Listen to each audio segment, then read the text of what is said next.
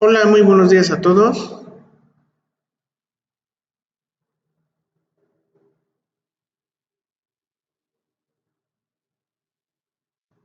Buenos días, profesor. ¿Cómo están después de este parón de todo lo que fue la Semana Santa? ¿Cómo les fue?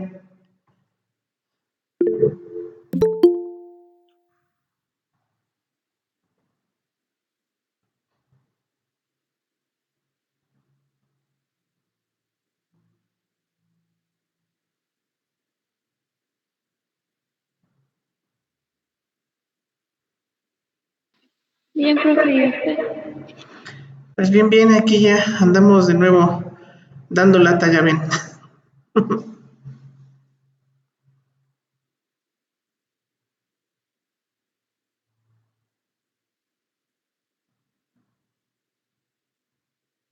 Bueno, pues vamos a iniciar el día de hoy con un tema nuevo.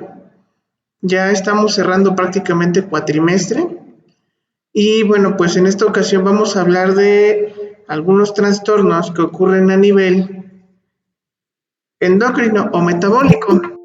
Los últimos trastornos que estuvimos viendo fueron trastornos de tipo cardiovascular. Entonces ahora viene la parte ya final de los trastornos metabólicos más comunes.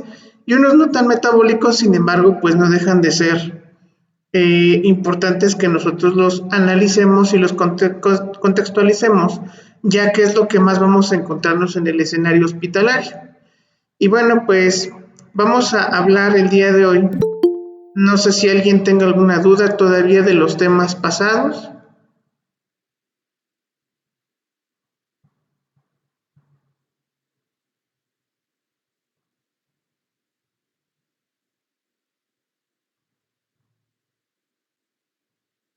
Bueno, si no hay dudas, entonces vamos a continuar con el tema de hoy, el cual es diabetes mellitus.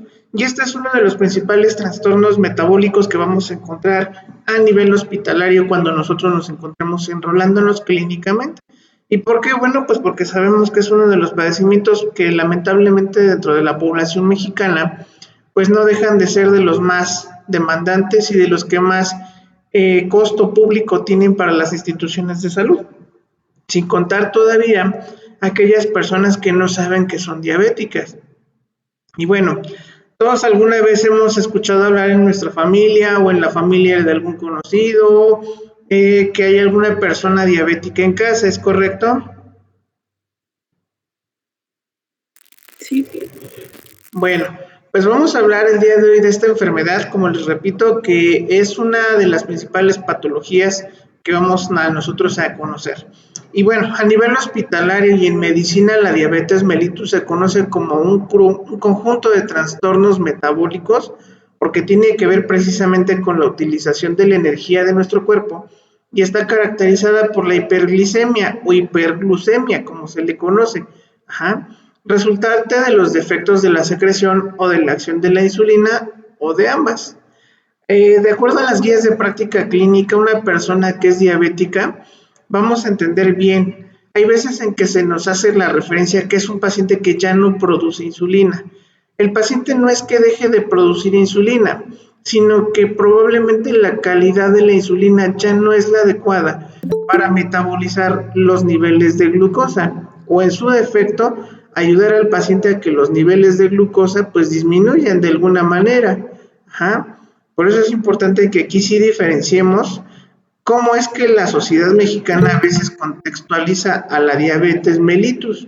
La diabetes mellitus entonces es un trastorno en el que vamos a nosotros a tener, por un lado, alteraciones, como bien lo menciona aquí, metabólicas con la glucosa, porque la glucosa se va a elevar de una forma inapropiada y va a producir una deficiencia absoluta o relativa de la insulina.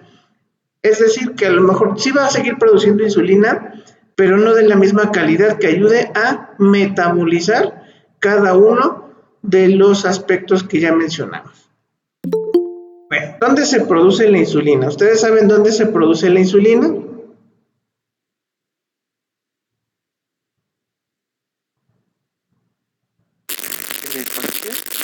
Efectivamente. La insulina nosotros la vamos a poder encontrar o la vamos a ver que se produce en un órgano tan importante como es el páncreas. El páncreas es una glándula, no es un órgano. Recordemos que cuando vimos aparato digestivo, decíamos que el aparato digestivo tenía algunos órganos anexos. Y uno de los órganos anexos es precisamente el páncreas. ¿Por qué? Porque nos va a ayudar a sintetizar algunas sustancias y nos va a ayudar a degradar otras, como en el caso de la insulina, a través de una sustancia, una hormona que produce, que es la insulina. Y bueno, para fines prácticos y para fines didácticos, aquí nosotros tenemos un esquema de este órgano o de esta glándula. Esta glándula pues es una forma o tiene un aspecto de forma de lengua, que se va a encontrar exactamente en la cavidad abdominal y está, vean, ahí bien ubicada exactamente detrás o por arriba de lo que es el conducto biliar, que dijimos que tenía una relación con un conducto que se unía directamente al hígado y que cuando había, digo, a la vesícula biliar, perdón, y cuando esta vesícula se llenaba de piedritas, una de estas piedritas podía ocluir este conducto biliar y ahí vamos a ver que pues evidentemente lo que se podía ocasionar pues era algo que se llamaba pancreatitis. Y obviamente dentro de los principales trastornos que van a ocurrir como consecuencia de la obstrucción de este canal, pues es la situación del desarrollo de la diabetes, ¿sale? En la sección medular de este órgano que es el páncreas, nosotros tenemos algo que se llama islotes de Langerhans. Los islotes de Langerhans están constituidos por millones de células beta. Estas células beta es el sitio anatómicamente hablando donde se produce la insulina, que es una hormona. ¿Vamos bien hasta aquí con la insulina que se produce en el páncreas?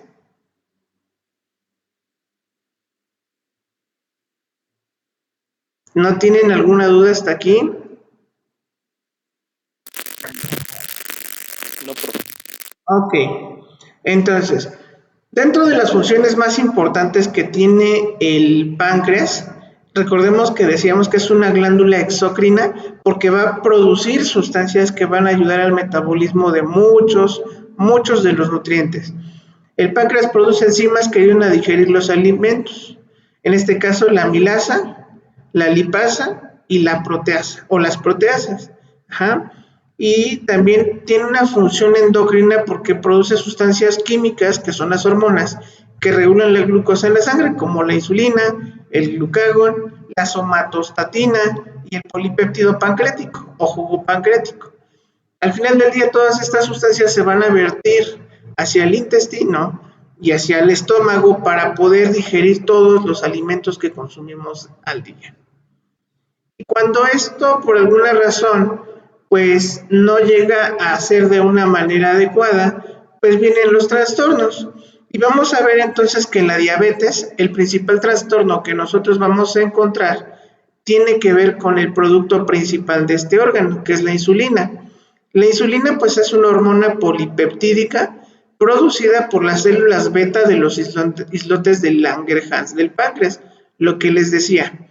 ¿Qué es lo que va a hacer esto? Bueno, pues va a producir una litogénesis o una lipólisis, es decir, va a aumentar la producción o puede disminuir la producción de insulina. Esta insulina es una hormona más importante que coordina el uso de combustibles en los tejidos. Cuando hablamos de combustible, hablamos entonces de que es la forma en la que nos va a ayudar a que la glucosa que contienen los alimentos pasen al interior de la célula. De hecho, en esta imagen que ustedes alcanzan a ver en su pantalla del lado izquierdo, efectivamente funciona como una llave.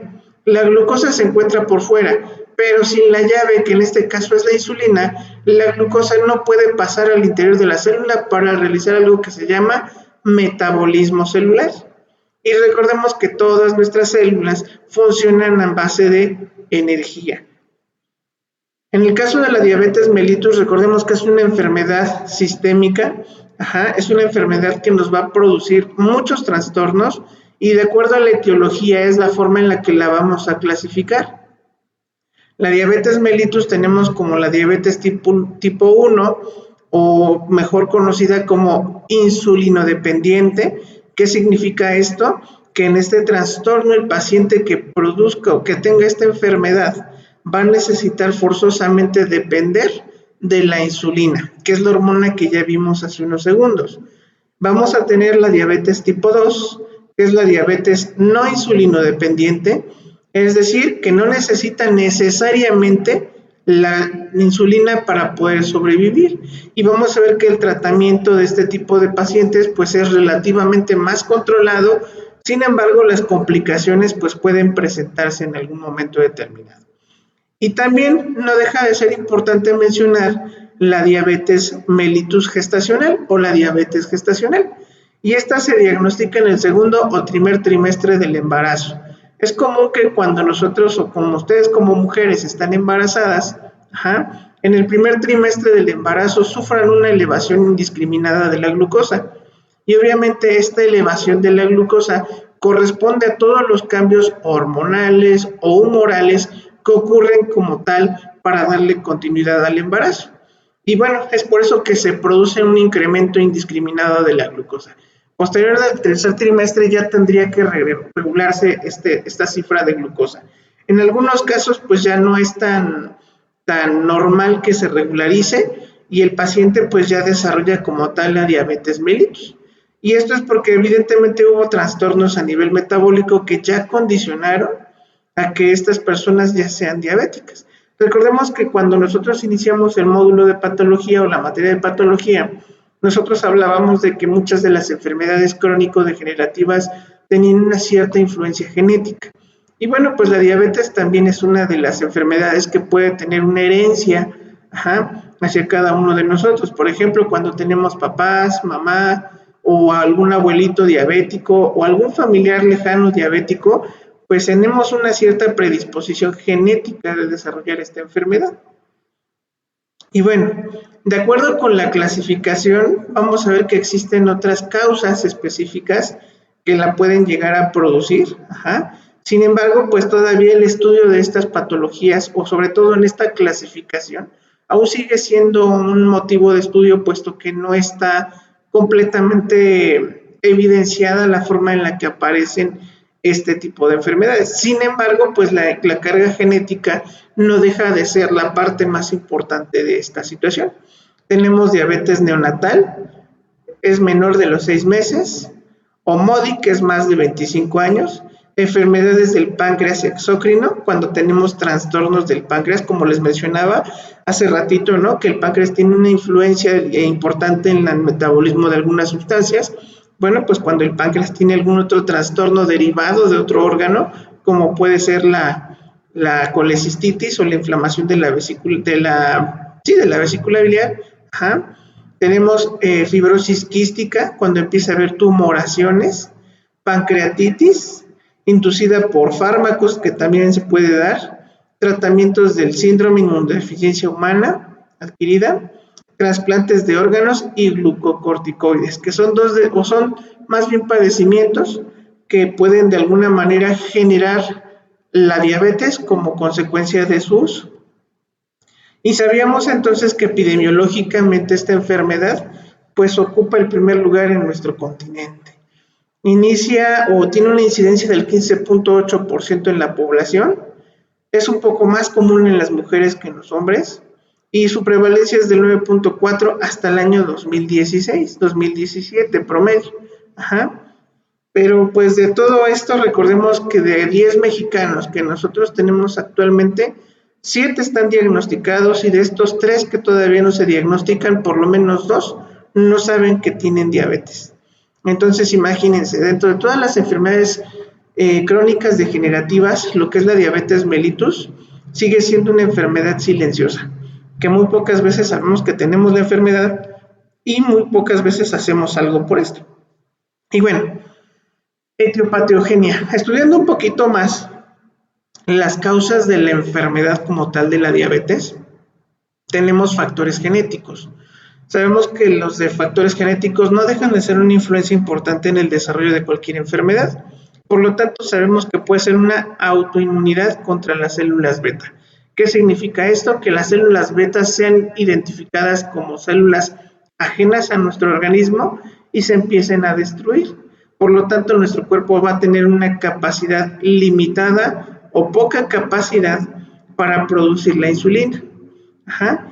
Vamos a ver que puede haber una respuesta inmunitaria ante las infecciones virales, que también hay algunas infecciones que pueden trastornar la producción de insulina. Mediada esta junto con los factores ambientales, no se han encontrado todavía relaciones muy consistentes, pero hay algunos virus como la Coxsackie o el rinovirus que pueden llegar a generar trastornos a nivel pancreático, y la autorrespuesta inmunitaria, destrucción de las células betas por células o por déficit, de insulina. Clínicamente nosotros cuando tenemos un paciente diabético, más allá de que nosotros pongamos a hacer estudios de laboratorio, recordemos que es una de las enfermedades que tiene mucha clínica o tiene un cuadro clínico muy específico. Ajá. Aquí nosotros hablamos de las 4 P's. Anteriormente se le denominaba tríada epidemiológica, pero ahora ya son 4 P's. ¿Por qué? Porque vemos que efectivamente en nuestro paciente diabético tenemos una serie de cambios o de trastornos que nos van a orientar al diagnóstico clínico. Poliuria. ¿Qué significa poliuria? ¿Se acuerdan?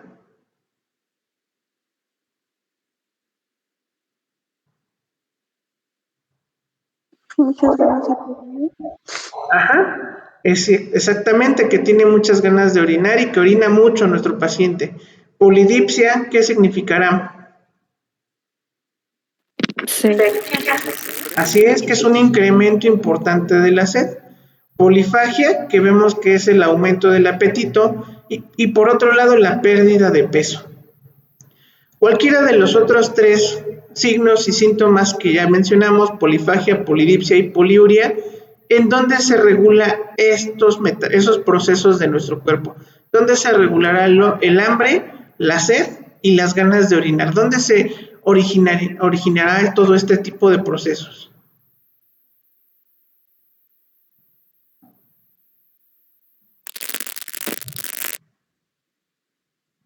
¿En dónde se imagina? ¿El sistema endocrino? Pero del sistema endocrino específicamente, ¿qué órgano crees tú que pueda regular todos estos procesos?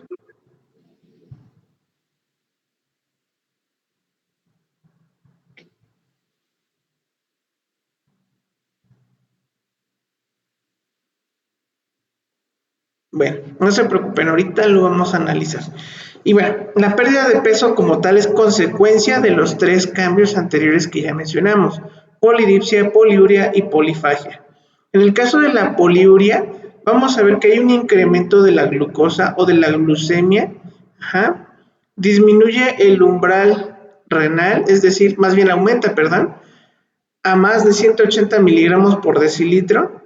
Se supera la capacidad de reabsorción de agua por parte del riñón, por lo tanto provoca una diuresis osmótica. ¿Qué es una diuresis osmótica?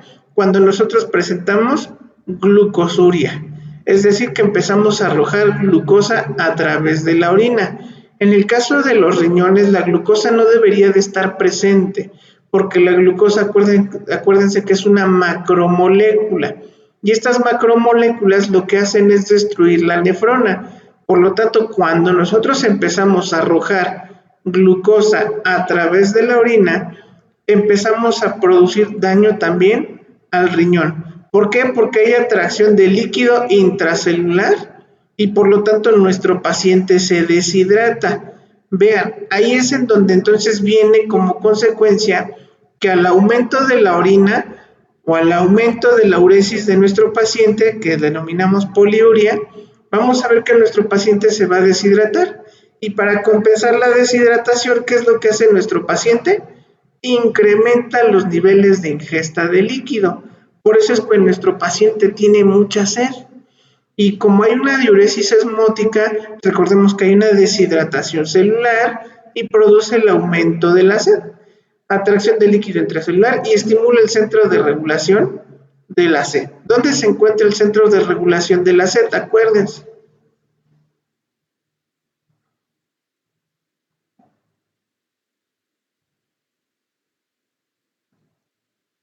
¿Dónde se encontrará? Acuérdense, acuérdense.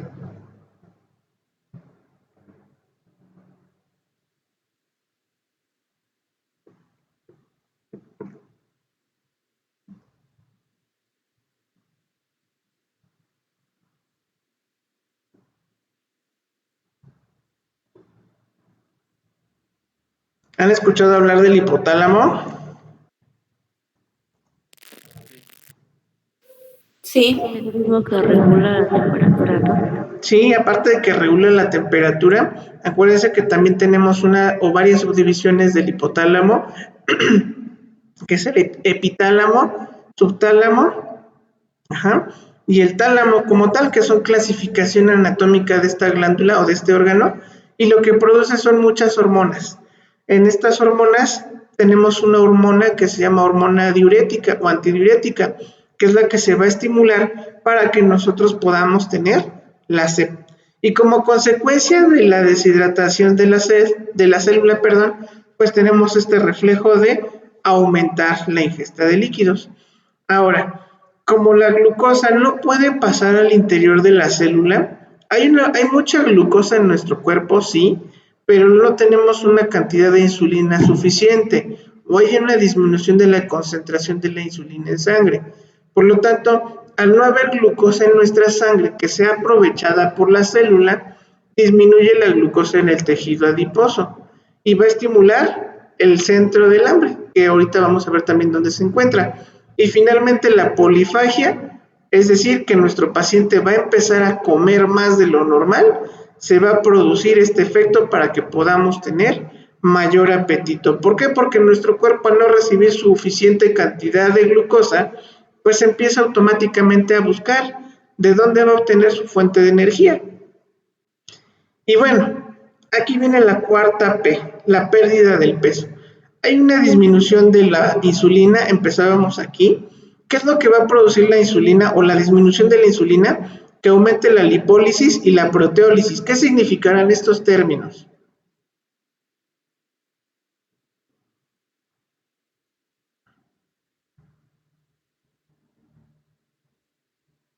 ¿Qué se imaginan? Que se absorbe ¿Que se absorben qué, perdón? de manera más rápida los lípidos y proteínas. Ajá.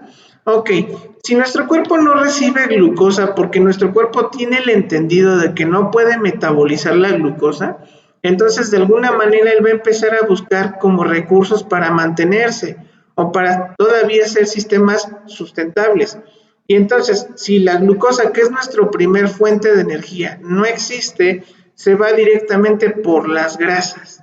Y al aumentar también la absorción de las grasas como fuente de energía, empieza a haber una destrucción de proteínas. Por lo tanto, vamos a ver una disminución de grasas y de proteínas en los tejidos. Y esto lo vamos a ver muy marcadamente en la pérdida del peso. El paciente pensará, híjoles, ya bajé mucho de peso, pero no es tanto que baje de peso, sino que son cambios ya propios de una enfermedad. De hecho, la mayoría de los pacientes diabéticos que no se conocían diabéticos, los primeros cambios que van a ocurrir son a nivel del peso. ¿Por qué? Porque ya está empezando su cuerpo a generar todo este tipo de cambios derivados de la absorción de grasas y de proteínas. Hay disminución de la captación de sustratos, y también disminuye la síntesis de proteínas y también la capacidad de producir nuevas proteínas. De ahí que cuando veamos el tratamiento, nosotros vamos a ver qué serie de cambios tenemos que modificar en el paciente diabético. Y bueno, los valores de la glucemia o de la glicemia en sangre, tenemos que adaptarnos a la norma oficial mexicana. ¿Se acuerdan cuál es la norma oficial mexicana que habla sobre la diabetes?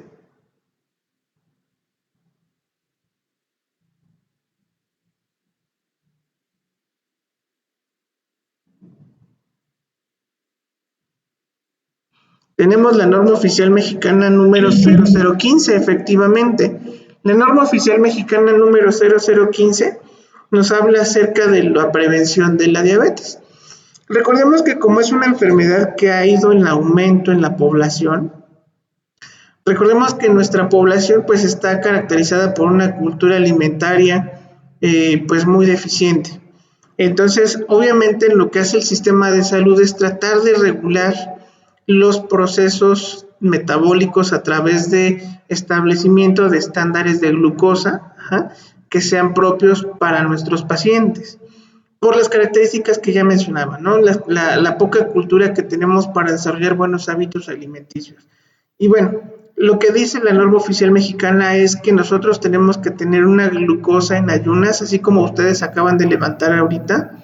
Si ustedes tienen una glucosa entre 70 a 100 miligramos por decilitro, es completamente normal. Si a alguien se le ocurrió comer algo, cualquier alimento que haya sido, tenemos que tener una glucosa de 140 o menos de 140 en la primera hora después de haber ingerido los alimentos. Eso es lo que podemos considerar como normal. Hasta hace algunos años, si no me equivoco, 10 años, 11 años todavía por ahí, nuestras cifras normales de glucosa en sangre eran de 140, pero por el creciente número de pacientes que padecen diabetes, es como ya se estandarizó como en de 70 a 100, lo normal. Y empezamos a hablar entonces de algo que se llama prediabetes. Muchos pacientes te dicen, no soy diabético, pero soy prediabético. Bueno, no hay una prediabetes como tal, sin embargo nosotros debemos de entender que hay factores de riesgo que pueden condicionar a que podamos tener la enfermedad.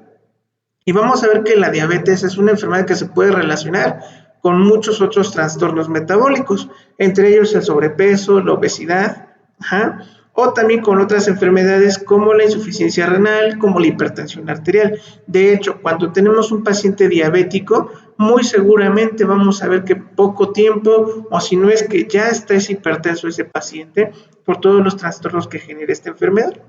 Y ya tenemos como tal la diabetes.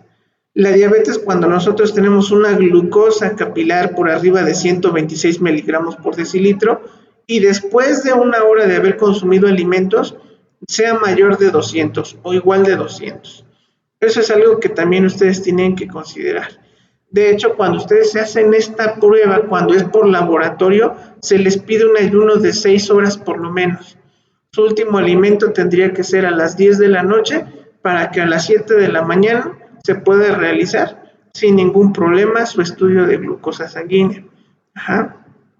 Pero por alguna razón, si no se pudiera hacer este estudio, tienen que tener por lo menos un ayuno de 3 horas para realizar lo que es el Destrostix o lo que nosotros conocemos como glucosa capilar.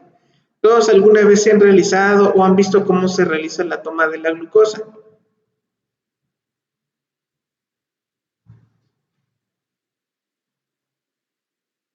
¿Sí lo han visto?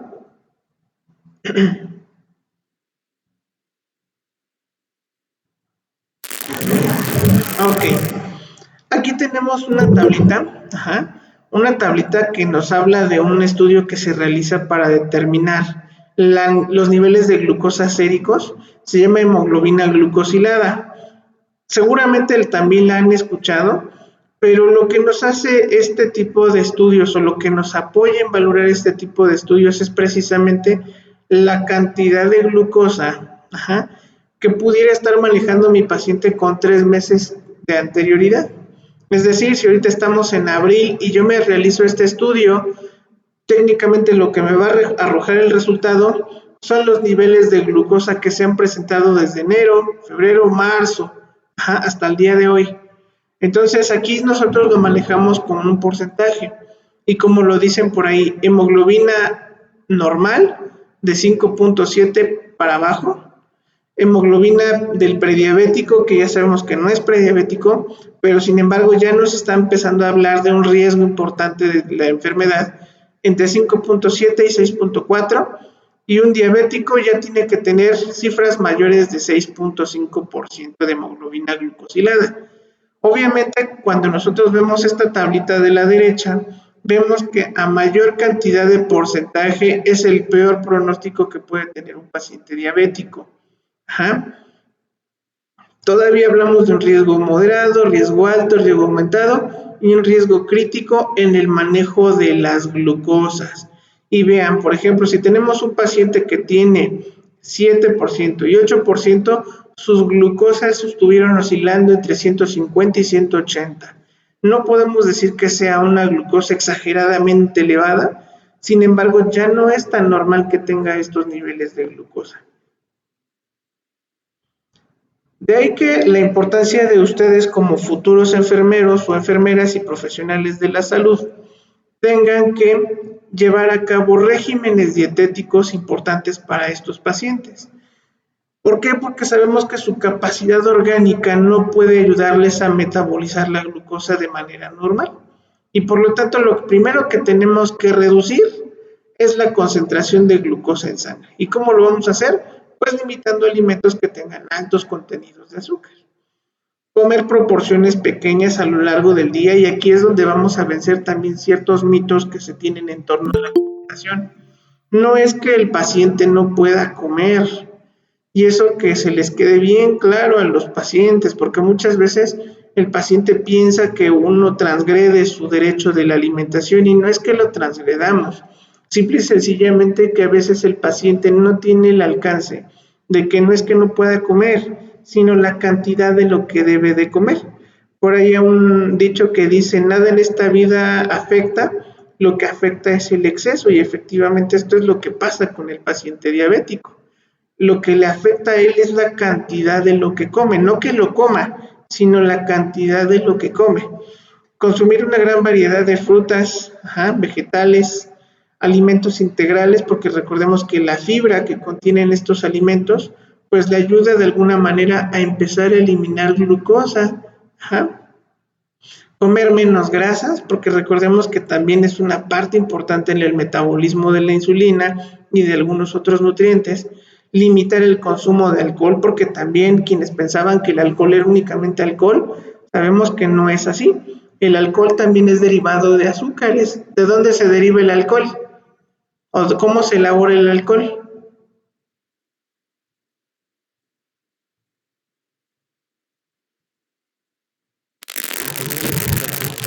¿De cómo, perdón?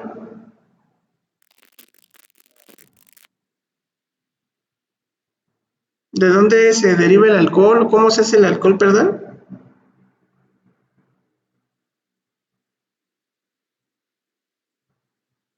Bueno, en algunos casos el alcohol se hace a través de fermentaciones, ¿no? Y en algunos otros casos como un destilado de caña, de agave, y obviamente pues todo esto tiene que ver con carbohidratos. Por lo tanto, cuando ustedes toman bebidas alcohólicas, tengan en consideración que también están bebiendo grandes cantidades de azúcar. Limitar el consumo también de sal. No tenemos que aumentar el consumo de sal, porque ya vimos que lo que hace la sal en el caso de un paciente diabético e hipertenso es acumular los líquidos intracelulares por la reabsorción del sodio. Actividad física con mejor normalidad. ¿Qué significa esto?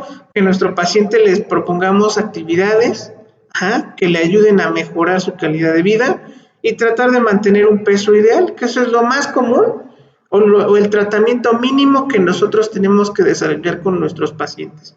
Y si se dan cuenta, todo esto es un tratamiento no farmacológico, es decir, no vamos a emplear ningún fármaco aquí.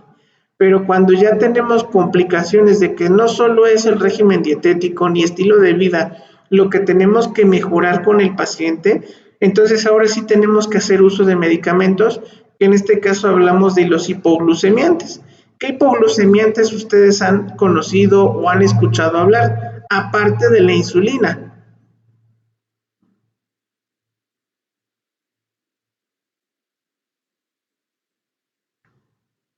¿Qué medicamentos conocen para disminuir los niveles de glucosa en sangre? Metformina, muy bien. ¿Qué otros?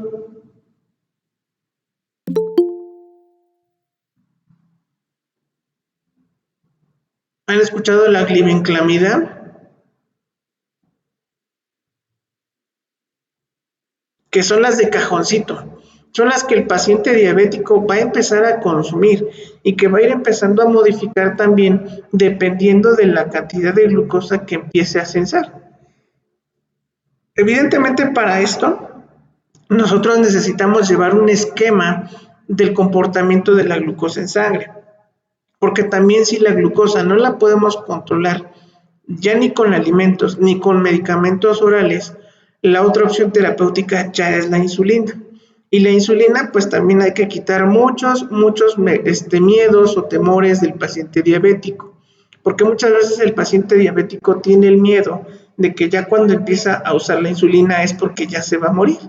Y no es que se vaya a morir, bueno, a final de cuentas probablemente su destino sí sea la muerte como el de todos los otros, pero el miedo que tienen es de que va a empezar a disminuir su calidad de vida. Y no es así. La insulina por sí misma tiene un daño hepático grave, pero fuera de eso no tiene otra complicación que al final de cuentas vaya a terminar con la vida de mi paciente. Sabemos que es una enfermedad crónica, sabemos que va a tener complicaciones como cualquier enfermedad, y estas complicaciones pues se deben precisamente a cada uno de estos cambios que se producen en el organismo. Ajá. Entonces, aquí es importante que ustedes consideren el uso de la insulina si no se controla la glucosa de manera normal. Complicaciones. Vamos con las complicaciones. En este caso, nosotros tenemos algo que se llama hipoglicemia o hipoglucemia. A diferencia de la hiperglicemia, que son niveles de glucosa muy altos, también puede haber niveles de glucosa muy bajos. ¿Podemos desarrollar alergia a la insulina? Sí, también el paciente puede desarrollar alergia a la insulina. Lipodistrofia, ¿qué significa esto? Que tengamos una deformidad del tejido adiposo. Edema insulínico, que también tengamos edema. Fenómeno de Somogyi. ¿Han escuchado este fenómeno? No. Este fenómeno de Somogyi tiene que ver con los pacientes que ya son diabéticos y que en las noches empiezan a presentar un incremento de la glucosa. Por eso es que a los pacientes diabéticos cuando se van a dormir siempre se les hace la recomendación de no cenar pesado, porque toda esa glucosa que comen, por ejemplo en la cena, se queda acumulada en su cuerpo y en ciertas horas de la madrugada, por efecto de las hormonas que se producen, va a empezar a tener un incremento importante de la glucosa. Y cuando se despierte el abuelito, cuando se despierte el paciente diabético y vean su glucosa, van a ver una cifra de 600, 500, y entonces sí viene el espanto o el gran susto. Entonces ahí sí es importante hacerles mención de que en las noches el paciente diabético no tiene que hacer cenas completamente pesadas para evitar este tipo de fenómeno. Y fenómeno de Alba es lo contrario, cuando empieza a haber una disminución de la glucosa.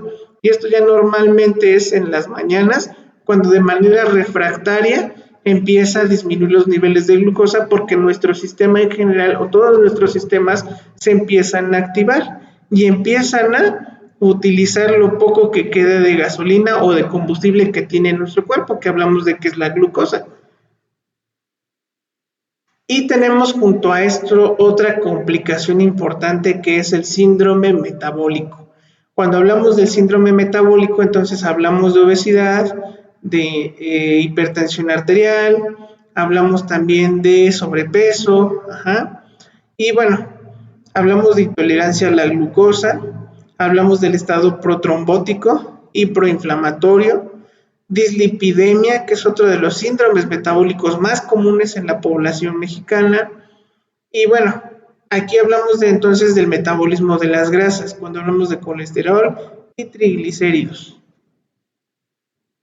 Vamos a ver que a lo largo del tiempo esto es una serie de complicaciones que nuestro paciente va a empezar a desarrollar.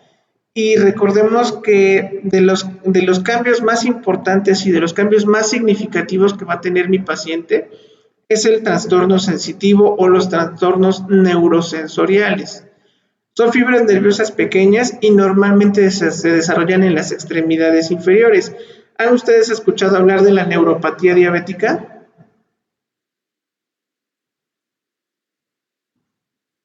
¿Sí han escuchado hablar de la neuropatía diabética? Sí. ¿Qué es la neuropatía diabética? ¿O qué han escuchado acerca de esta enfermedad?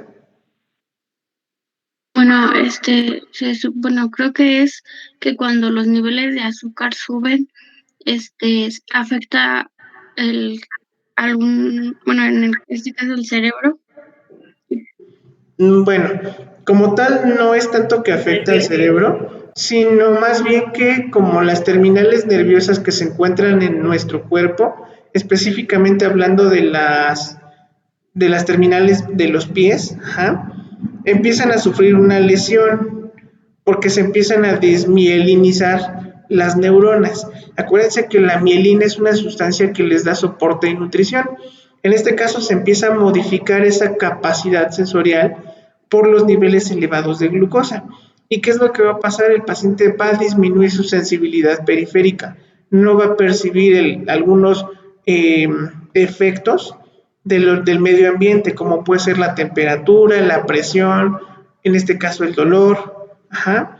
Y vamos a ver que también hay mononeuropatía, que son complicaciones que pueden ser relativamente reversibles, ajá, o que pueden también dar como consecuencia parálisis de los nervios craneales 2, el sexto y el séptimo par. ¿Cuáles son esos pares craneales? ¿Se acuerdan?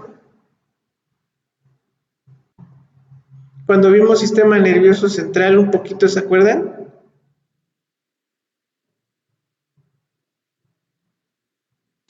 Sí. A ver, ¿cuáles son esos?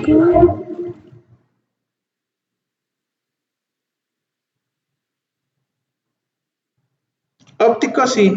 ¿Y el sexto cuál es?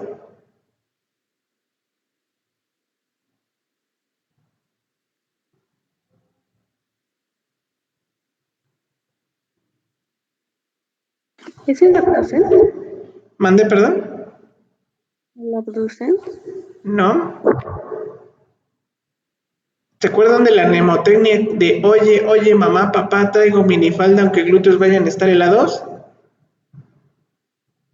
¿Trigémino? No. Ahí les va. Oye, oye, es olfatorio y óptico. Es el 2, es el óptico. Ajá. Y luego, mamá, papá, traigo mini, que es el sexto, motor ocular común, falda es el facial. Ajá.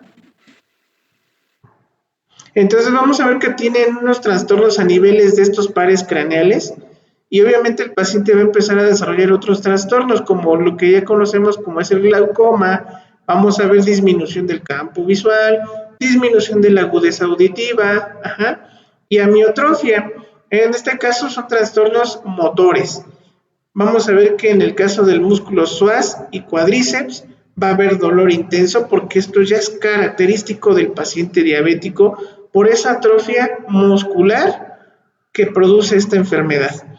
Otra de las complicaciones que son muy comunes en la actualidad es el pie diabético. Esto seguramente sí lo han visto alguna vez en alguna persona. ¿Sí han visto a las personas que han tenido estas lesiones de pie diabético?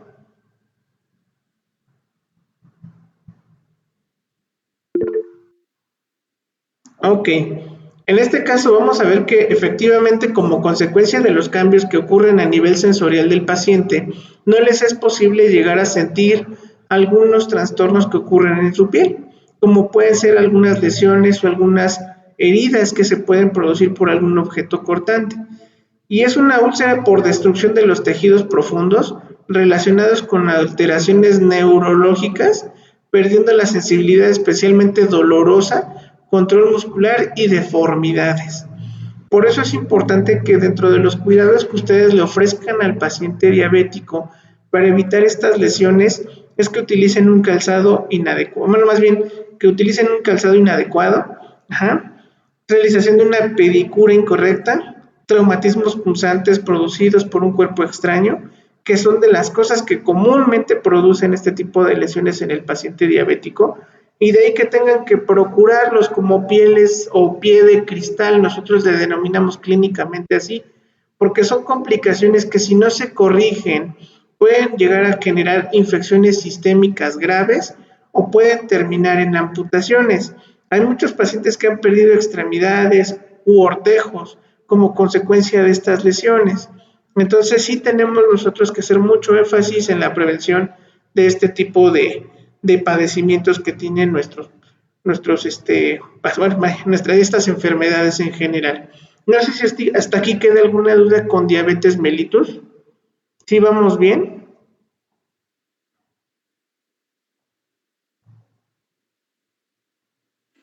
Seguros, porque ya prácticamente estamos cerrando nuestro cuatrimestre. Y bueno, vamos a hablar ahora de un tema que tiene que ver con otro órgano que también vamos a ver que tiene mucha afectación como consecuencia de estas enfermedades crónicas degenerativas, así como la hipertensión arterial también.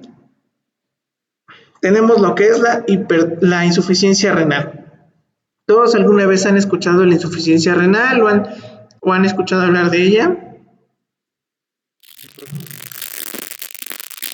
Sí, profe. Muy bien.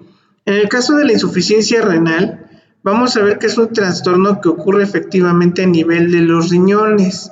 Pero, ¿qué es en sí la insuficiencia renal? Bueno, pues es una pérdida rápida de la función renal debido al daño de los riñones, de uno o de ambos. Recordemos que es un órgano par, resultando en la retención de los productos residuales nitrogenados, como es la urea y la creatinina. ¿Cuáles son las funciones o las 3 funciones más importantes del riñón?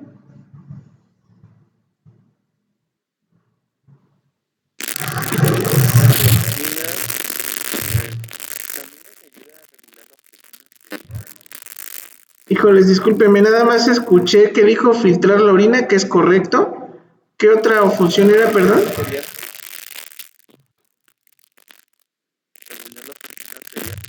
Eliminar, creo que me parece que escuché, ¿es correcto?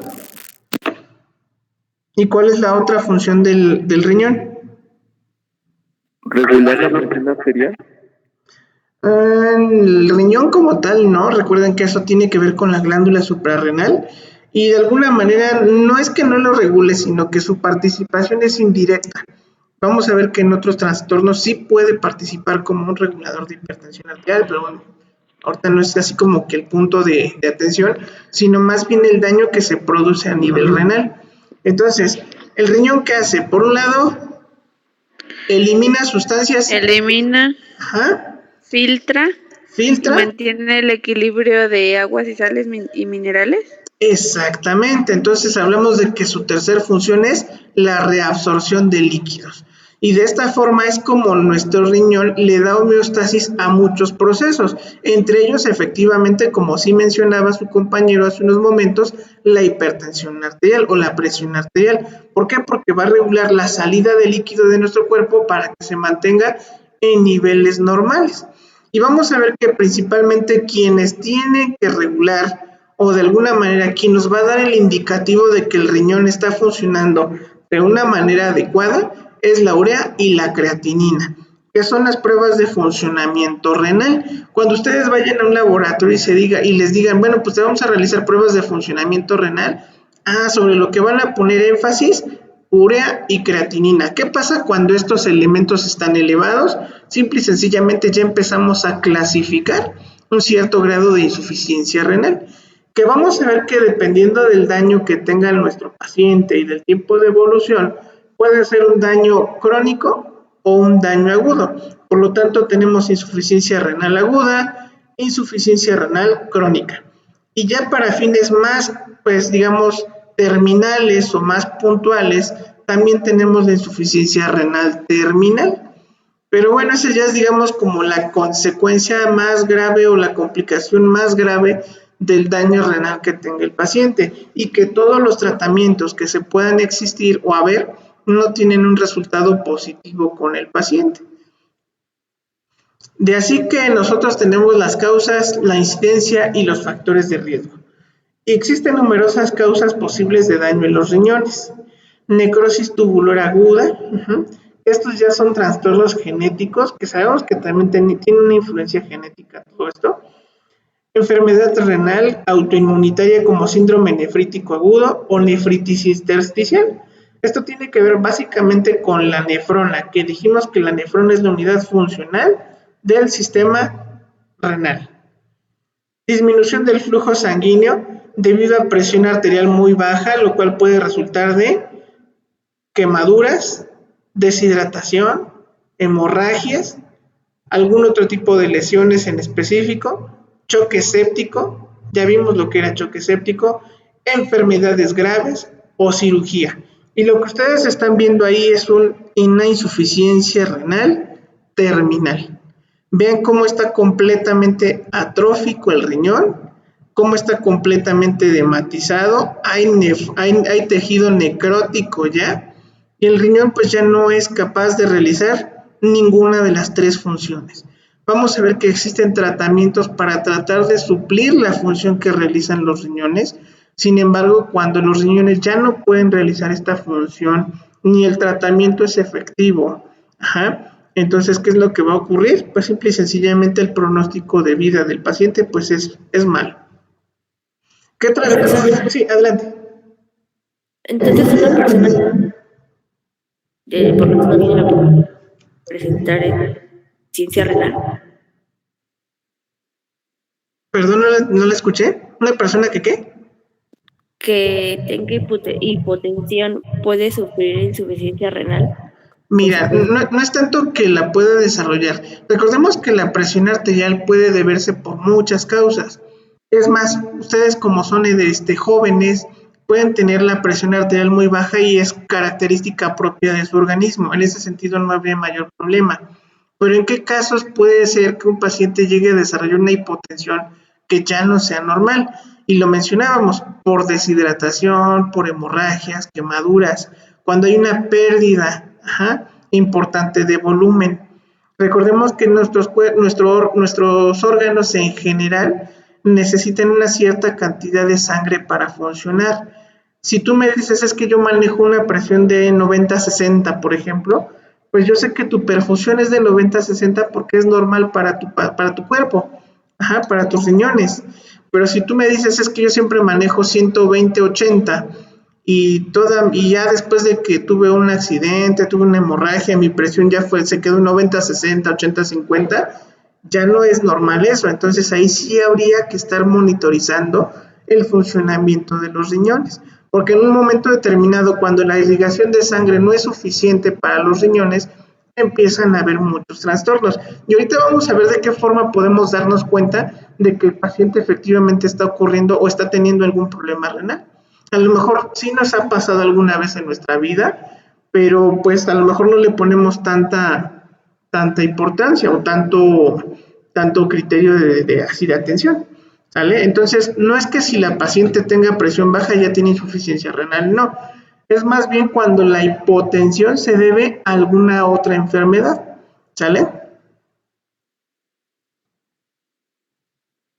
Sí, gracias. Por ejemplo, pacientes de estado de choque, como lo mencionábamos, un paciente que está en estado de choque, es decir, que en su corazón ya no está trabajando ni está bombeando sangre, entonces, ¿qué es lo que va a pasar? Pues tan simple y tan sencillo, ya no le va a llegar sangre ni a los riñones y por lo tanto no se van a perfundir y empieza una falla renal, ¿sale? Ojo. Luego, vamos a ver algunos otros trastornos que causan coagulación dentro de los vasos sanguíneos del riñón, como puede ser un síndrome urémico hemolítico. Este es un producto de degradación de las proteínas, acuérdense, la urea. Pero cuando la urea no se puede de alguna manera eliminar, entonces empieza a acumular. Y empieza a acumularse de tal manera que va empezando a generar destrucción de la nefrona o intoxicación. Vamos a ver que es una sustancia tóxica al final del día y que nos va a generar otros trastornos. Cuando veíamos, por ejemplo, cirrosis hepática, ¿se acuerdan que veíamos síndrome hepatorrenal? ¿Por qué? Porque había algunas veces en las que las proteínas, cuando no se eliminaban de manera adecuada y no se transfiguraban en lo que se conoce como urobilinógeno, que es la forma en la que sí la vamos a eliminar, se seguían acumulando estas toxinas en nuestro cuerpo e iban a dañar tanto al riñón, al cerebro y al hígado. Púrpura trombocitopénica idiopática, estos son trastornos que ocurren a nivel de los tipos de coagulación. Hipertensión maligna, cuando también el paciente es hipertenso. Vean, aquí no necesariamente que tengas una presión arterial baja, sino también hipertensión arterial descontrolada, reacción a alguna transfusión sanguínea o esclerodermia, que son de los padecimientos más comunes que vamos a encontrar en nuestra comunidad de pacientes. Y ojo, porque muchas veces también piensan que una infección de las vías urinarias, pues es simple y sencillamente una infección de vías urinarias y se acabó. Recordemos que las infecciones comúnmente también le afectan al riñón. Y normalmente cuando tienen infecciones de vías urinarias, muy seguramente desarrollan algo que se llama pielonefritis aguda, que es la inflamación del riñón. Pueden desarrollar septicemia o sepsis o choque séptico, complicaciones en el embarazo como desprendimiento prematuro de placenta, placenta previa, obstrucción de las vías urinarias, y ahí en obstrucción de las vías urinarias podemos incluir lo que nosotros también denominamos cálculos renales o litiasis renal. ¿Han escuchado que algunos pacientes o muchos pacientes llegan a desarrollar piedritas en el riñón? ¿Se acuerdan?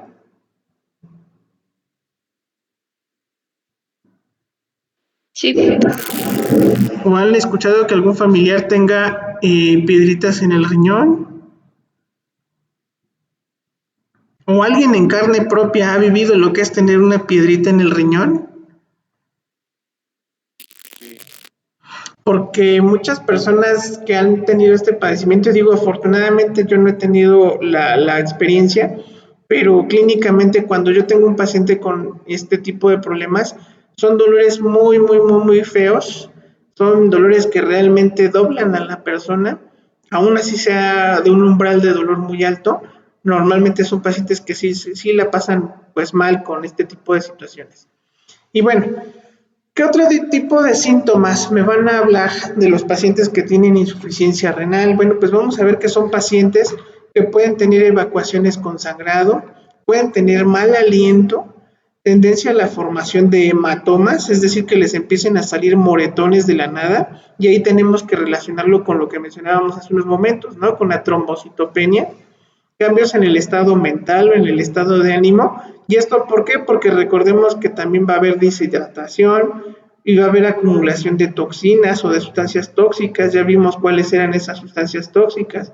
Y finalmente nuestro paciente podría tener alteraciones en el estado mental, inapetencia, que pierdan el apetito, que tengan la disminución en la sensibilidad, especialmente en las manos o en los pies, o también inflamación, porque es muy común que el paciente que tiene insuficiencia renal también llegue a generar edema o inflamación, y muy comúnmente lo vamos a ver en la cara, las manos y los pies. Fatiga, dolor de costado, entre las costillas y las caderas, lo que denominaban el famosísimo dolor de caballo, temblores, hipertensión arterial, sabor metálico en la boca, que eso es algo muy común en los pacientes que empiezan a desarrollar alguna falla renal. Vamos a ver otros signos y síntomas que son muy comunes, entre ellos las náuseas, el vómito, hemorragia nasal, hipo persistente, sangrado prolongado, pueden incluso desarrollar crisis epilépticas estos pacientes, y la crisis epiléptica no es tanto que tenga un trastorno neurológico, sino más bien, recuerden que como hay una deshidratación hay pérdida de electrolitos, y muy comúnmente los más que pierden por los náuseas, el vómito, por sangrado, lo que más se pierde es el sodio y el potasio. Y cuando hay una deficiencia de sodio y potasio, quien empieza a recibir el sufrimiento, digámoslo así, de este tipo de nutrientes, pues es la neurona. Empieza a haber edema de manos, pies, tobillos, cambios en la micción, que ahí es en donde yo les decía hace ratito. A lo mejor en algún momento determinado de nuestra vida no hemos puesto mucha atención, pero cuando tenemos una disminución de la cantidad de orina, a lo mejor en las mañanas, no sé si les ha pasado, normalmente a todos nos ocurre, cuando vamos al sanitario y orinamos y decimos, híjoles, creo que ahora oriné muy poquito, o ahora oriné mucho, micción excesiva durante la noche, cuando se están parando 2, 3, 4 veces a miccionar en la noche, suspensión de la micción por completo, esto es cuando ya hay una deshidratación severa, no sé si les ha pasado alguna vez o si ponen la atención específicamente cuando hacen pipí.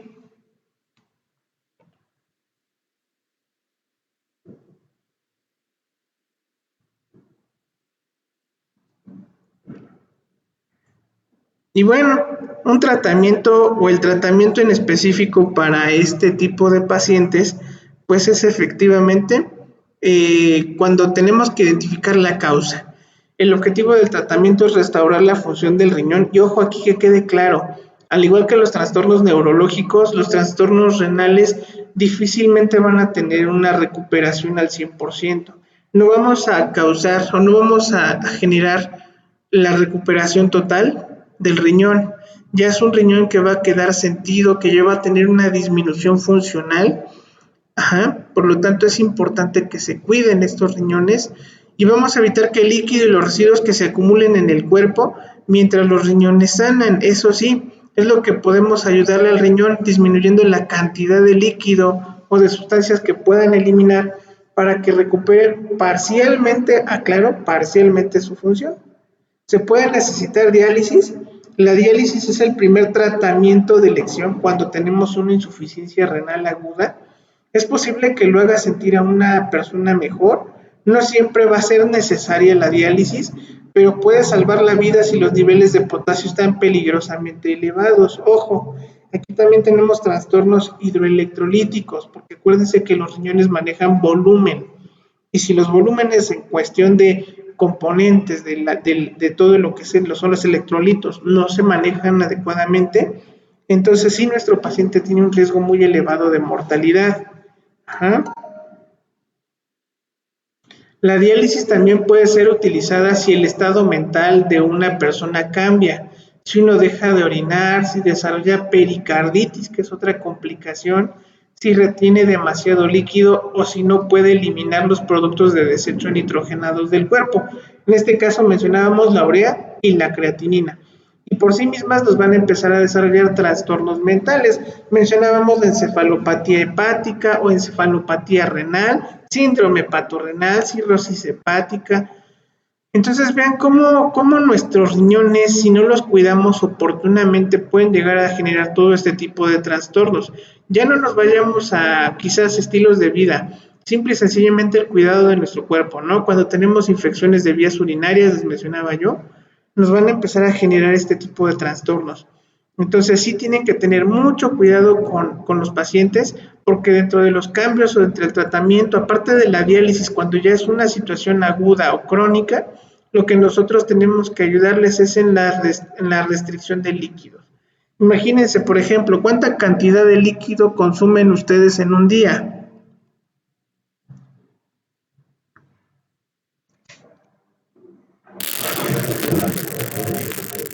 2 litros. ¿Qué otro compañero puede decirnos cuánta cantidad de agua consumen en un día?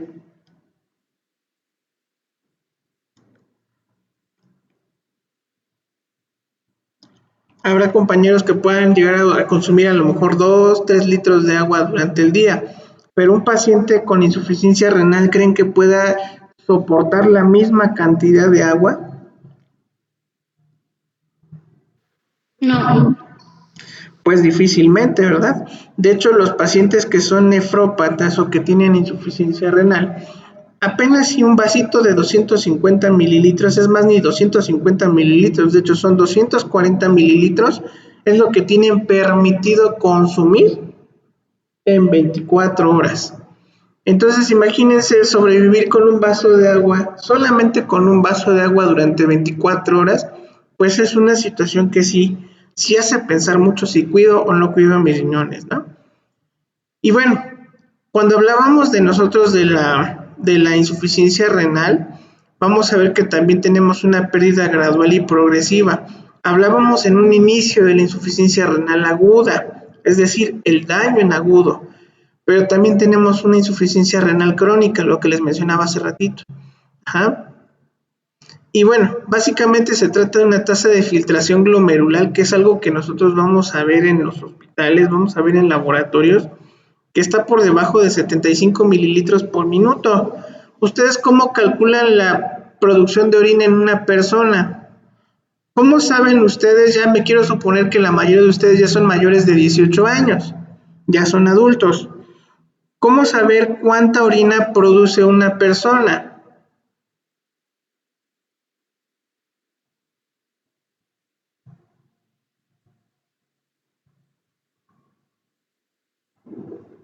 ¿Cómo, se, ¿Cómo saben cuánta orina producen?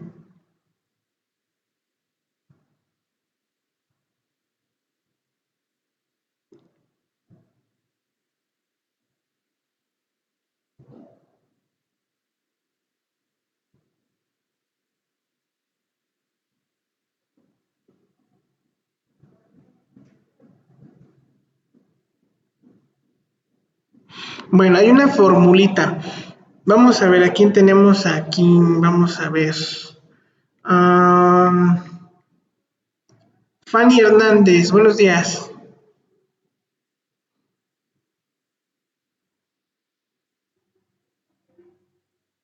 Fanny, buenos días.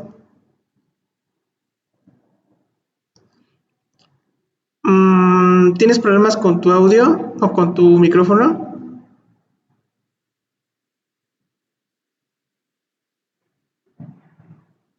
Ok. Bueno, tenemos a Jocelyn Ríos.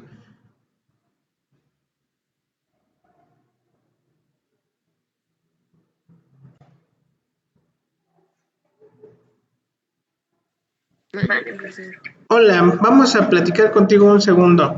Mira, tenemos una fórmula para calcular la cantidad de orina que produce una persona. La cantidad de orina que puede producir una persona adulta es de un 0.5 mililitros a 1.5 mililitros por kilogramo de peso por hora. Entonces, ¿cuánto pesas aproximadamente? 58. Ok, vas a multiplicar 58 por 0.5. ¿Cuánto te da? Voy.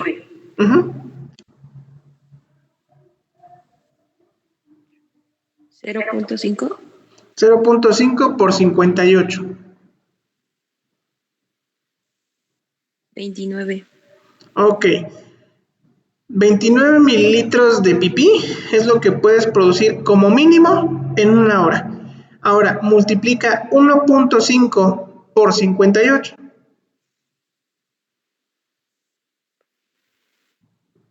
87. Ok, ¿esto qué significa?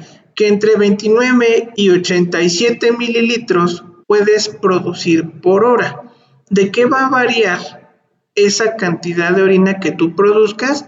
También de la cantidad de líquido que tú tomes. Entonces, si sabemos que por lo mínimo tú puedes producir 29 mililitros por hora, si dijéramos no consumes nada de agua durante todas las 24 horas, multiplica 29 por 4, por 24, perdón. 696. 696 mililitros por 24 horas. Ahora, ¿cuántas veces aproximadamente o cuántas veces promedio acudes al sanitario en un día? 5 o 6. 5 o 6. ¿Y eso es normal para ti? Sí, porque sí tomo mucha agua. Bueno, entonces ahí sí le estamos calculando a lo mejor hasta los 690 mililitros que mencionábamos hace ratito, ¿no? 89 mililitros, perdón, que mencionabas hace ratito. Pero bueno, en una persona normal, recordemos que normalmente pueden ser entre 3 o 4 veces, 5 o 6 cuando el consumo de agua es excesivo. Ojo, ni tomar tanta agua es bueno, ni no tomar agua es bueno tampoco. Ojo, ¿sale? Entonces, así es como nosotros calculamos el gasto urinario de una persona. Entonces, es el peso por 0.5 como mínimo o por 1.5 como máximo. En los pacientes pediátricos, ahí sí es forzosamente de 0.5 miligramos por kilogramo de peso. Eso es en el caso único y exclusivamente de los pacientes pediátricos. ¿Sale? Profesor, ahí lo podríamos complementar con el requerimiento hídrico. De hecho, cuando se calculan las soluciones parenterales, lo que ustedes utilizan es efectivamente la superficie corporal para saber cuánto volumen van a reponer. Lo mismo como se maneja en las quemaduras. Cuando tienen ustedes una quemadura, también tienen que calcular la superficie corporal y en base a eso de la superficie corporal quemada, también establecer qué cantidad de líquidos le van a administrar a su paciente para reponer sus volúmenes de líquidos, porque sabemos que efectivamente el paciente está perdiendo volumen, ¿sale? Y bueno, aquí vamos a ver que en el caso de la insuficiencia renal, los cambios inflamatorios crónica van a ser de manera gradual y exponencial al grado de que nuestro paciente ya no solo requiera quizás una diálisis como tal, sino también requiere algo que se conoce como hemodiálisis. Y la hemodiálisis es cuando ya sabemos que es un recambio total del volumen sanguíneo circulante, con la finalidad de disminuir la concentración de sustancias nitrogenadas, lo que fue la urea, la creatinina, ácido úrico, todas estas sustancias que al final del día son intoxicación para nuestro cuerpo. No sé si hasta aquí tengan alguna duda. ¿Vamos bien?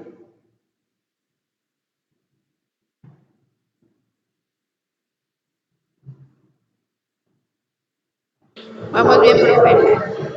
Bueno, pues prácticamente este es todo nuestro programa que corresponde a la materia de patología.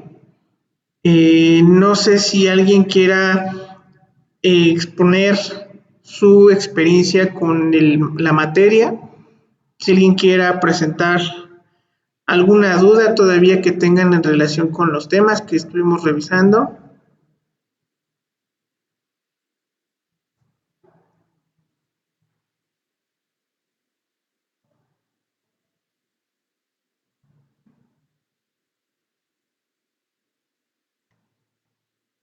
Yo, profesor, tengo.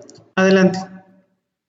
Yo también pensaba que la insuficiencia renal se daba por el abuso de medicamentos. Sí. ¿Voy a dar? Sí, de hecho sí lo mencionábamos hace ratito en la presentación cuando mencionábamos acerca del uso de corticoides o glucocorticoides, que son esteroides al final del día. Y estos medicamentos como tal sí tienden a realizar cambios inflamatorios en el cuerpo y específicamente en los riñones. Por aquí lo puse, espérame tantito.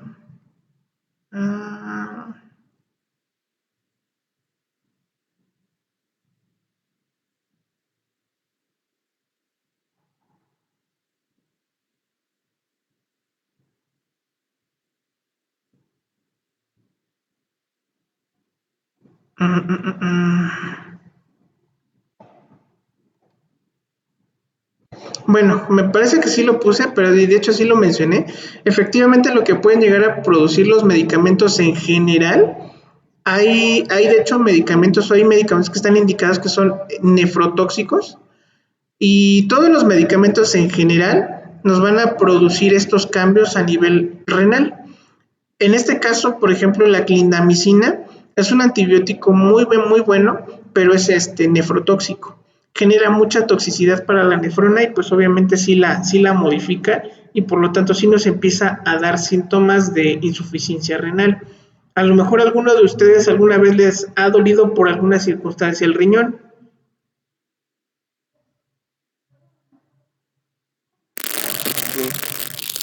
Ok.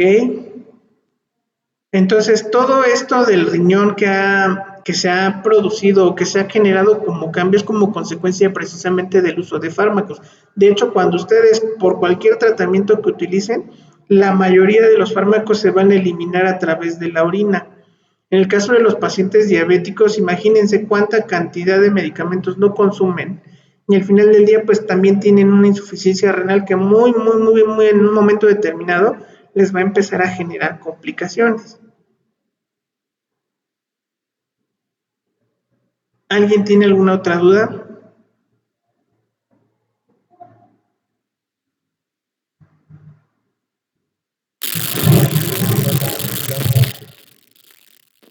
Híjoles, no te escucho porque tiene como una pequeña interferencia tu micrófono. También da por una pequeña infección de la garganta o algo así, ¿no? No, realmente no hay como tal una relación entre la infección de la garganta con una infección de riñón. Sí hay enfermedades sistémicas que pueden dar como consecuencia una infección renal, pero no es así como tal que esté relacionado directamente una infección de la faringe o garganta con una situación renal. Profesor, la modelo pues está indicada. La hemodiálisis está indicada cuando ya de plano nuestro paciente no tuvo mejoría con el tratamiento no farmacológico y farmacológico y ya no fue suficiente incluso ninguno de los dos tratamientos. No logramos corregir a lo mejor el funcionamiento renal con la dieta, no lo logramos con los medicamentos, la diálisis ya no fue suficiente, entonces ahora sigue la hemodiálisis. La hemodiálisis es como cambiar de volumen sanguíneo por otra sangre nueva o digamos por una sangre limpia, por así decirlo. Y esto se hace a través de una máquina que realiza esa hemotransfusión. Y obviamente este tipo de tratamientos pues sí mejoran la calidad de vida del paciente, mas no lo van a recuperar al 100%. Sabemos que en un momento determinado, incluso hay pacientes que se hemodializan una vez al día, 2 veces al día. Entonces imagínate qué tan grave es el hecho de que si un paciente no se logró controlar a tiempo la enfermedad, lo vamos a llevar a este escenario donde se tenga que dializar 2 veces al día o hemodializar 2 veces al día. Y si ya no es suficiente esto, pues básicamente ya es un paciente que tiene un pronóstico malo para la vida y para la función, porque recordemos que el pronóstico va a ser en base al resultado del tratamiento. Y si el tratamiento no es efectivo, el paciente entonces sí va a tener una situación más crítica en un momento determinado. E incluso puede tener hasta alteraciones de otros sistemas que lo van a llevar a la muerte, seguramente.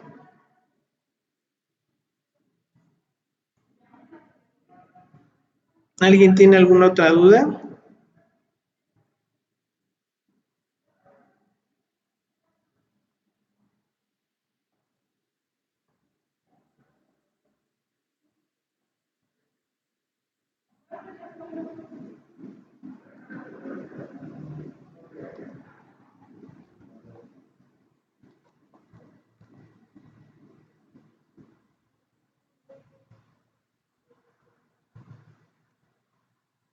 Sí, vamos bien, ¿no tienen alguna duda? Ajá, a ver, Jocelyn Castañeda tiene una pregunta, adelante, por favor.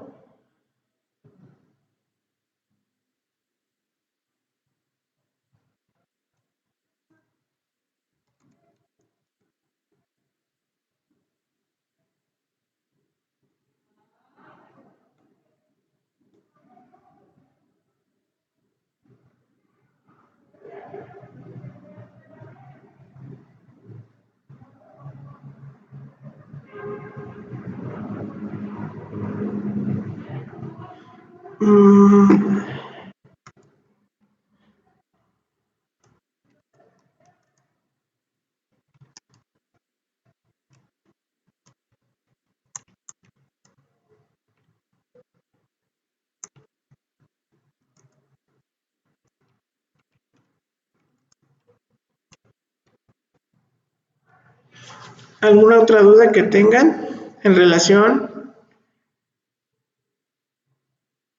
Aiden nos hace otra pregunta que dice que las heces de color naranja, ¿de qué son indicativo? Bueno, las heces cuando cambian de coloración pueden ser por diferentes causas.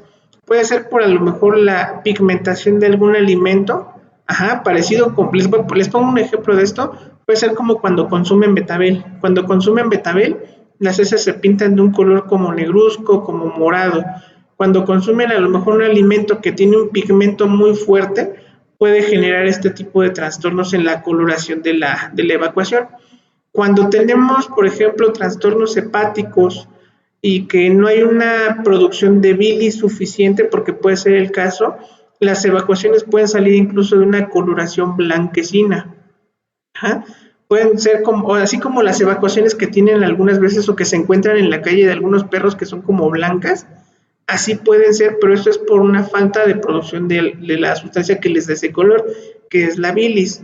Puede cambiar de coloración también cuando tenemos algún trastorno de sangrado.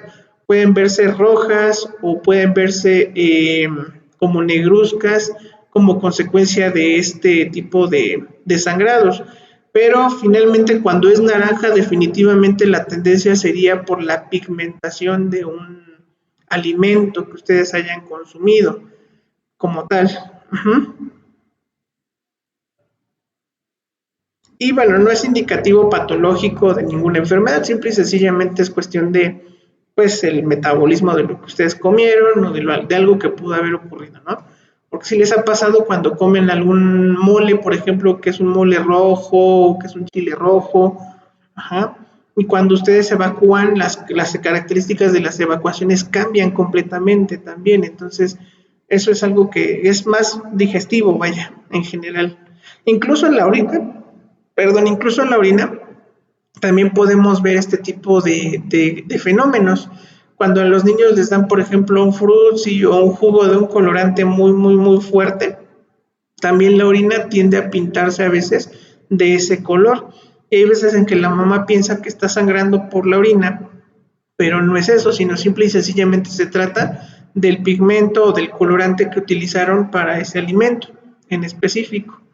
Entonces, algunos medicamentos, en el caso de las mujeres, cuando toman medicamentos que son antisépticos urinarios, no sé si han consumido la fenazopiridina. La fenazopiridina normalmente les da esa apariencia anaranjada a la orina.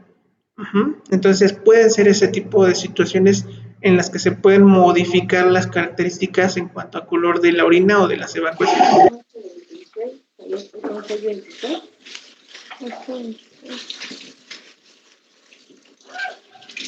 ¿Alguien tiene alguna otra duda?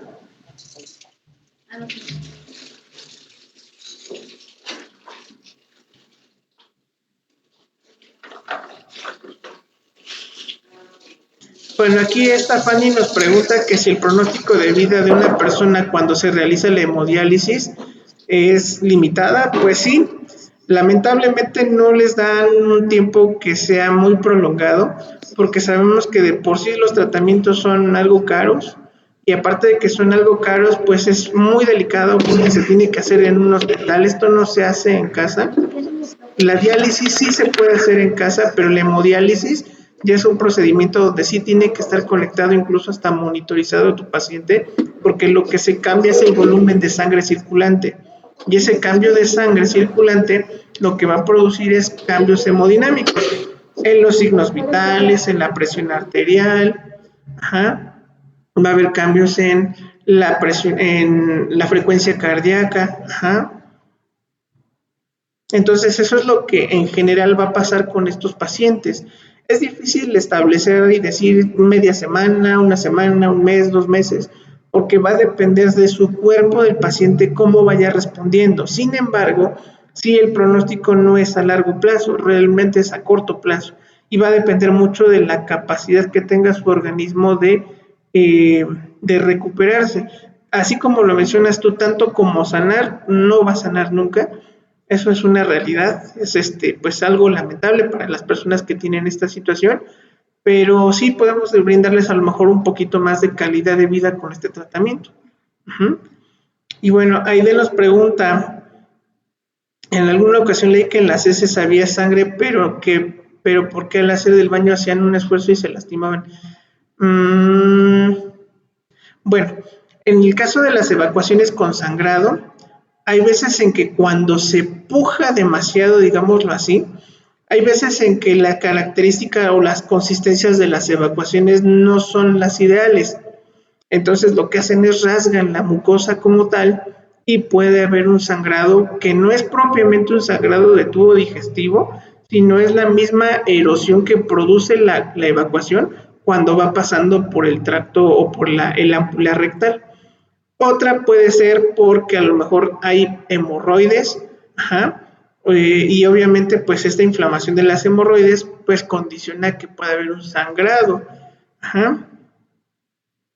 No es por otra cosa, simple y sencillamente es algo que puede ser natural por el mismo proceso de defecación.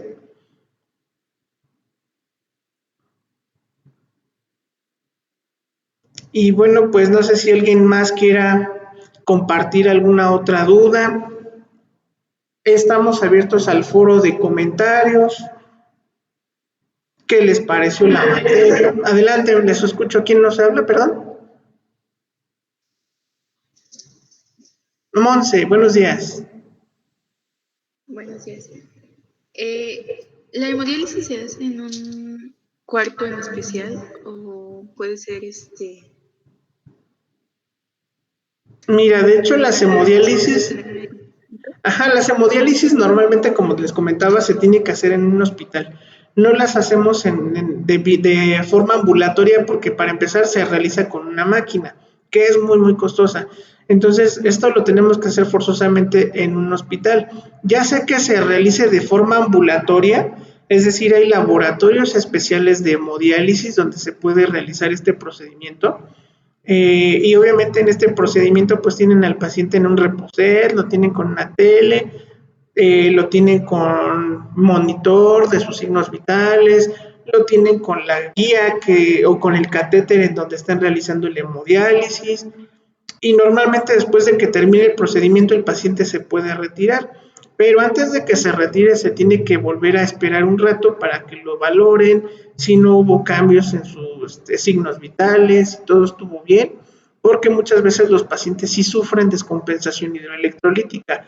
De hecho, un buen porcentaje del 100% de los pacientes que se hemodializan regularmente siempre se tienen que hospitalizar por complicaciones hidroelectrolíticas. Entonces, sí tenemos que darle esa vigilancia a los pacientes. Ahora, la diálisis como tal es un procedimiento que sí puede ser ambulatorio, a diferencia de la hemodiálisis. La diferencia radica en que el equipo que utilizan en la diálisis, pues a veces no es tan sofisticado, no es tan complicado el manejo. De hecho, en un futuro determinado, si ustedes quieren ejercer de manera independiente, pueden estudiar algo acerca de diálisis y pueden dar este tratamiento directamente hasta la casa del paciente.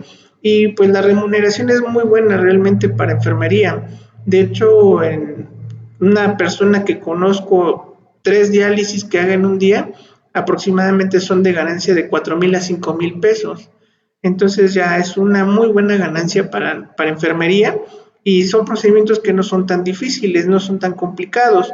Realmente realizarlos pues es únicamente hacer el cambio de bolsas, ir haciendo el balance de líquidos, registrar, y pues no es mucha complicación. Lo único que sí, pues el manejo, ¿no? Acuérdense que todo este procedimiento, como es un procedimiento invasivo, pues tenemos que hacerlo con técnica séptica. Uh-huh.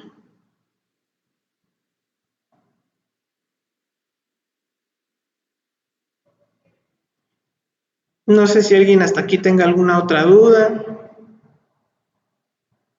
¿Examen? Sí, vamos a tener examen la próxima semana. Ya es con el examen que se va a cerrar la materia de patología.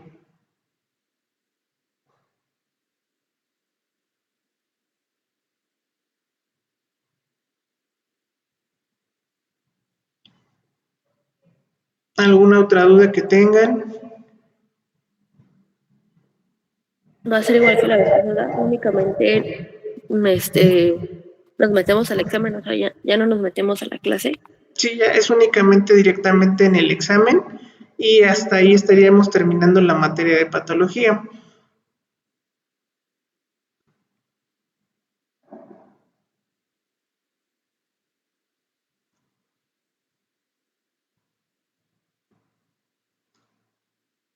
Bueno, pues entonces, si no hay alguna duda o alguna aclaración que tengamos que realizar, pues por parte de un servidor sería todo. El próximo viernes los veo en su examen, es jueves, perdón, los veo en su examen, es el día jueves, perdón. Los estaremos viendo para ya su calificación a más tardar el día viernes o sábado.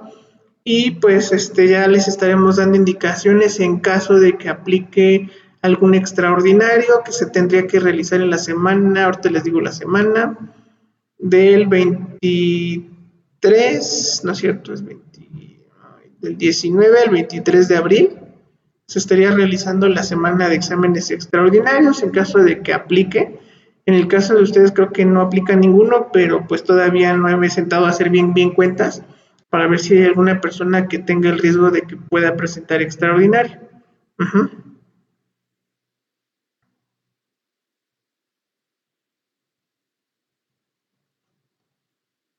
Y bueno, la presentación se las envío en unos momentos. Gracias, profesor. Sí, profesor, gracias. Para servirles. Se cuidan mucho y que tengan excelente día. Sería todo por el día de hoy. Gracias. Hasta luego, buen día.